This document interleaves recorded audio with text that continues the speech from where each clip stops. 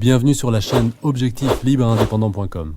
Aujourd'hui, on va voir ensemble quel est le piège dans lequel vous ne devez absolument pas tomber. Une bonne affaire n'est pas une affaire dont personne ne veut. Je m'explique. Vous avez compris qu'investir dans l'immobilier est un excellent moyen de s'enrichir. Vous avez compris que le mieux est de réaliser un investissement qui s'autofinance, c'est-à-dire que le loyer paye le crédit et les différentes taxes et charges. Ou, encore mieux, de réaliser un investissement qui dégage du bénéfice mensuel. Le loyer paye tout et en plus, il reste de l'argent. Alors logiquement, vous vous mettez à chercher des biens à vendre. Stop! Là, il y a un très gros piège. Ne jouez pas la facilité. Sur les sites de petites annonces, vous allez trouver des biens rentables, des biens qui s'autofinancent et qui dégagent un bénéfice mensuel. Mais posez-vous toujours la question suivante. Est-ce une bonne affaire ou est-ce un bien dont personne ne veut? Et si personne n'en veut, pourquoi?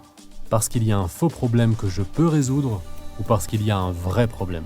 La réponse est souvent la même. Ce bien n'est pas une bonne affaire, car il y a un gros problème.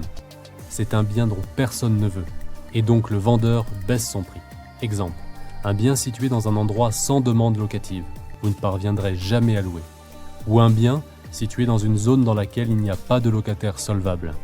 Ou un bien situé dans une copropriété à problème. La liste est longue. Alors, qu'est-ce qu'une vraie bonne affaire?